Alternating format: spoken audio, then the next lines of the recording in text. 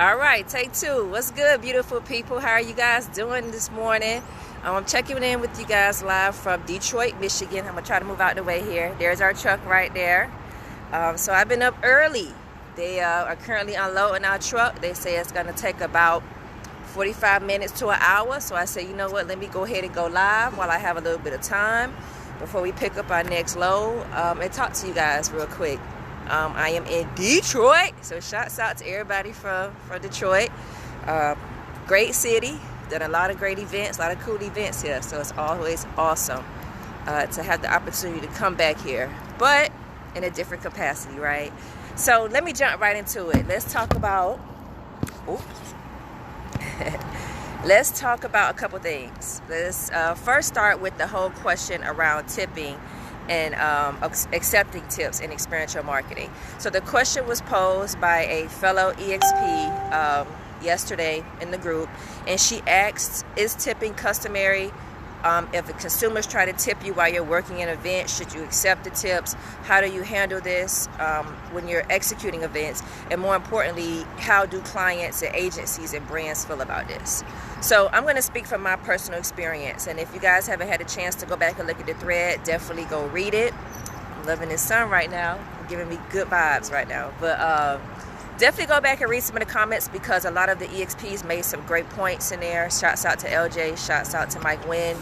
A lot of individuals gave their thoughts, and I have to agree with a lot of what was said. You know, I've had the opportunity to work in both capacities, right? So I've had the chance to work as a brand ambassador, doing sampling programs. I've had a chance to work as a product specialist, doing right seat driving. I've had a chance to work as a promotional model in the nightclubs. I've had a chance to also manage tours where a alcohol or a tobacco brand was present, and we had an actual bar set up in the actual activation. Shouts out to all my EXPs who worked that program, that tour, and know what I'm talking about. So a couple things you definitely got to keep in mind. First things first, you want to make sure that you are speaking with the client and you get approval to be able to accept tips from the client or the agency, but mainly the client, right? Now, granted, you don't know if this is going to be the case, because every event, every program, every activation may be different. So if you are, prime example, in wine and spirits, or if you're working in nightclubs, I've even had individuals when I was doing right seat driving on the auto show, doing right seat driving, as a product specialist and doing test drives. I've had consumers try to tip me after the ride because I did such a great job of explaining the vehicle and providing any insight and answering their questions. You are not allowed to take tips. My personal experience as a product specialist, every time that has happened to me, I've respectfully declined and told the consumer, you know, this is part of my job. This is what my roles and responsibilities are, so I can't accept tips from you. They've tried many times, but I've, been adamant about not being able to accept tips, because you just never know if the secret shopper is testing you, and that could, be issues and result in you being terminated, from the actual position.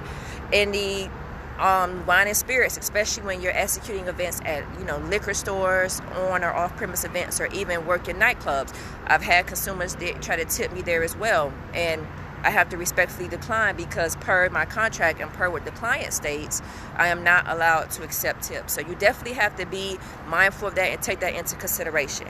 Now, on the flip side, when I was managing a program, which was a tobacco tour, we traveled nationwide. We did music concerts, we did festivals, and then there was also a alcohol component to this as well.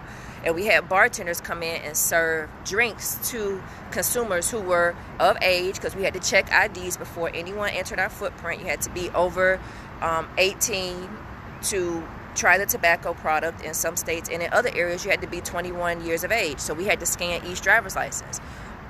For that program, the client specifically told us before we started the program, because we are bringing in outside vendors and outside bartenders for each activation, they are allowed to set out tip jars and accept tips. So at that point, per client approval, we were able to, during this tour, set up tip jars, and our bartenders were able to receive tips. They made good money, It was beneficial for them, but they were coming in from the outside. And even when we hired EXPs who were also bartenders, they were allowed to accept tips as well. So it's definitely going to be dependent upon the client. It's going to be depending upon the agency. It's going to be dependent upon what their rules and their protocol is for accepting tips. I've done sampling programs at different grocery stores as well. Do I set out tip jars if I'm passing out samples of pizza or shakes? No, I don't do that, because again, this is all dependent upon the agency and the brand that you're working for. When you go into different consumer stores, do you see, prime example, Costco's or Whole Foods, do they have tip jars out there? Most of the time they do not, because that is not allowed. So you definitely have to be mindful of that. You definitely have to be aware of the type of program the client that you're working for and the agency that you're working for. Oftentimes secret shoppers will be sent out to these type of activations, so you have to make sure that you're abiding by the rules, because if they see that you have tip jars out and you're trying to make money on top of what you're already being paid at an hourly or day rate, then it could be cause for concern and result in termination. So definitely, I always say, run any questions or any concerns that you have by the agency for approval prior to executing an event.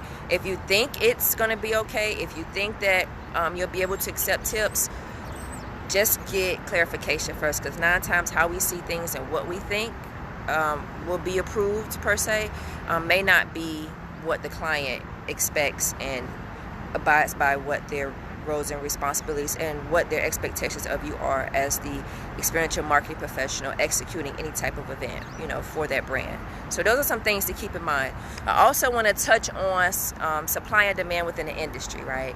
So as we see, and I'm seeing a lot of jobs and a lot of opportunities being posted in the various groups. I've posted some opportunities here, but I am not seeing the compensation go up in some cases. Not all cases, but in some cases. So we really have to ask ourselves, and now that it looks like, it's not for certain, but it looks like we may be heading for another shutdown, government shutdown. What does this mean for the Experiential Marketing Agency? What does this mean for EXPs, right? Because we're just starting to get back into the flow of having things back open, of being able to travel, to execute events. And with the cases and everything going back up, as an experiential marketing professional, how are you going to be able to sustain during these times if we have another government shutdown and we are no longer able to execute events? You got to ask yourself this. And more importantly, brands, you have to understand that there's something called inflation going on, right? Housing costs, living costs are going up, food costs are going up. But I am not seeing the same thing correlate in the industry with rates going up on a brand ambassador or even tour manager or in-market manager role. The rates are pretty much the same as they were 2, 3, 4 years ago. So my question is, and this is, we can have this discussion at a later time and I can bring on some guests as well. When are we going to see an increase in the pay correlate with what is going on in the economy, right? And I know we've had this debate for years about having a standard in the industry in which we can go by with regards to compensation. But what do we do in the experiential marketing industry if the rates are still staying the same, if they're not going up, but the cost of living, the cost of food is increasing, but there's no increase in the pay? I've been talking to a lot of my friends behind the scenes in the industry, and we gotta sit down and have discussions like this, because brands have to understand it. And I know that we had a pandemic, so a lot of brands and agencies lost money not being able to execute events, not being able to have programs being executed, and not being able to bring in any revenue, right? I get it. But now that we are opening back up, the rates are not increasing like they should. So EXPs, you got to be honest with yourself, and you got to make sure that, one, you are putting yourself in position to be compensated accordingly based on your experience that you have in the industry. Oftentimes, yes, it is the brands who are giving agencies pullback when they are going in trying to request higher rates to make sure you are compensated accordingly, or compensated at what is fair market value based on the market that we live in. What is that number? It's going to be dependent upon what the brand feels that you are worth and what the agency is able to pitch and sell, right, to that brand or to that client. So we got to definitely have these tough conversations, because as we continue to see the economy open back up and hopefully stay open, the cost of living on a day-to-day basis is going to increase. But will the costs and the rates in the industry increase as well? So just want to leave you guys with that food for thought. Wanted to check in with you guys live and say hello. Let me go ahead and wave to you guys before I get off of here. Got some exciting things in the works that I'll be sharing with you guys in the next few weeks, so definitely stay tuned here. But more importantly, guys, make sure that you are taking care of yourself. Make sure that you know your worth, and make sure that you are putting your best foot forward on a day-to-day basis. I don't care if it's in the experiential marketing industry or on a personal level, okay? We all got things, we all got goals that we are striving to achieve, and it's up to us.